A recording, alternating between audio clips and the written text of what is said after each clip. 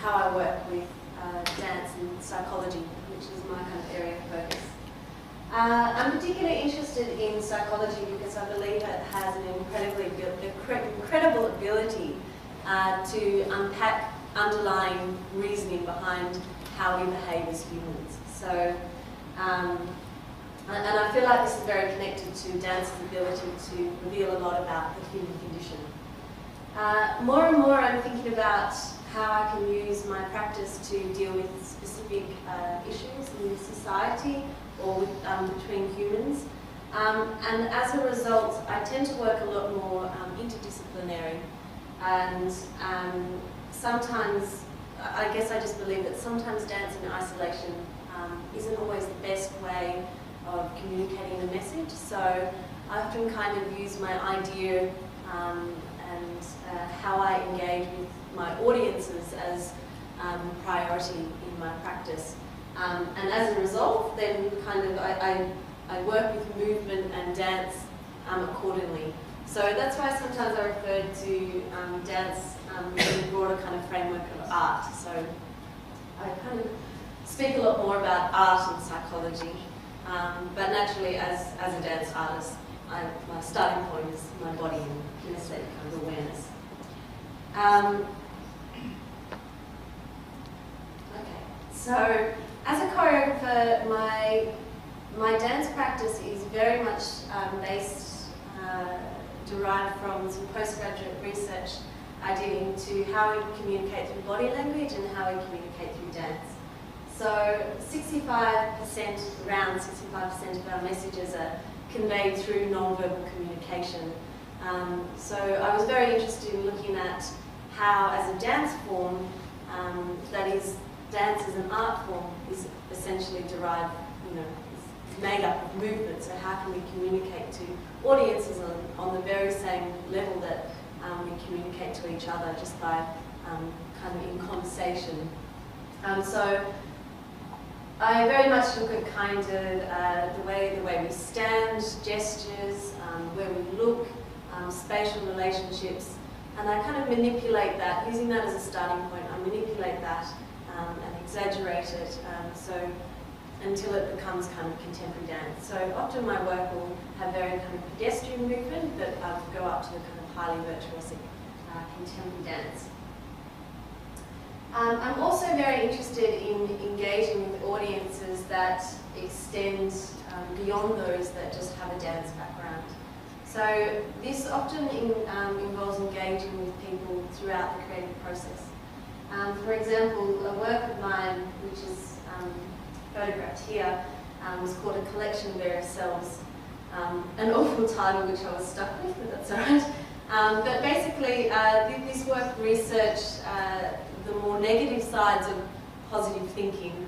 Of course, I'm a very positive person and a positive thinker, but I came across some psychology research that looked at how the positive thinking movement in terms of pop culture actually affected society's ability to deal with sadness and the pressure we feel as humans to then kind of project an illusion of success and independence and happiness to the public eye.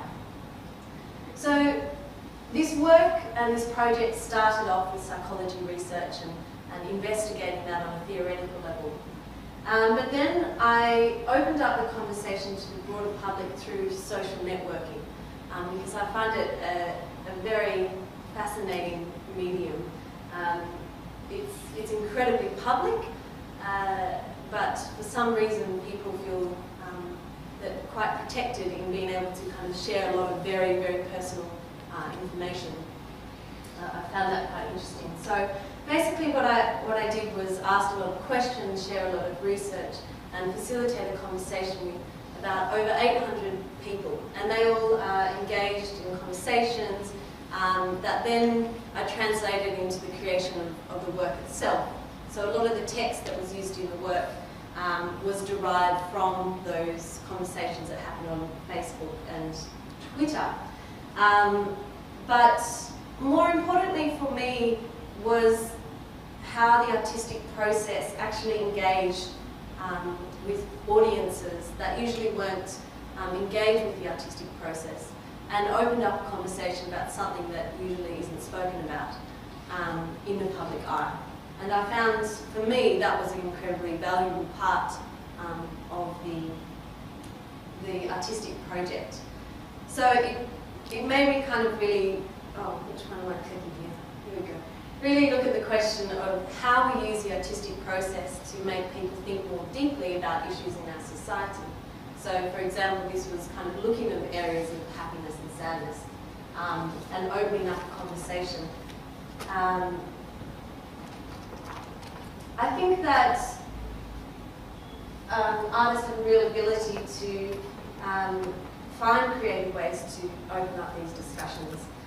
Will make people think about things in a different and more considerate light.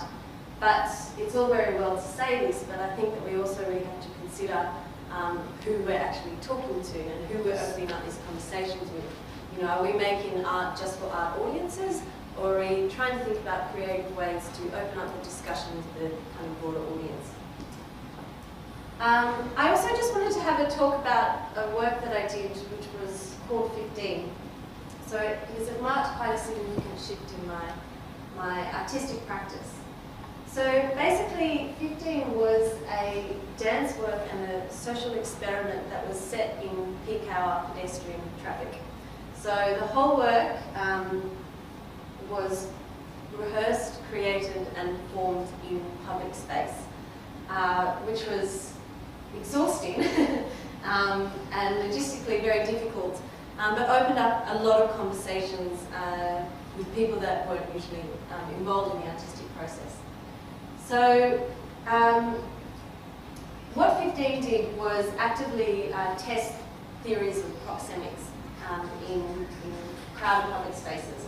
So there were 25 audience members given headphones, and basically they would listen to a live soundtrack of music that was delivered via FM radio, and they would watch the pedestrian flow, and they would watch 3-4 performers weave in and out of traffic, and yeah, and these kind of performers were testing the unwritten rules of public space. So the title 15 is actually derived from proxemic theories in terms of body language and spatial relationships. So 0 to 15 centimetre radius around our body, or 0 to 30 centimetres, is actually marked as our intimate zone, or our personal intimate zone. And the first time a stranger enters that intimate zone, our body reacts and has a physiological response. So our heart pumps faster, adrenaline is poured into the bloodstream, and our blood is kind of pumped through the brain and muscles for preparation for a fight and flight situation. So if you actually imagine or recall a situation perhaps where someone in conversation just stands that little bit too close to you and you can feel your body react and kind of tense up, that this is actually an intrusion of someone into your intimate zone, and this is how your body responds. So basically in the city, we have an unavoidable intrusion of strangers into our intimate zone. And this is why we react by abiding by these following rules. And they are a little bit outdated, but I quite enjoy them. So they're from Alan Pease in 1987. But basically, to deal with that intrusion of our intimate zone, we are not permitted to speak to anyone, including people we know. We avoid eye contact with others at all times. We maintain a poker face with no emotion. If you have a book or newspaper, or these days an iPhone, you must appear to be deeply engrossed in it. The bigger the crowd, the less body movement you are permitted to make. And in elevators, you're compelled to watch the floor numbers above your head. So basically what 15 did was actively test these rules. And the audience,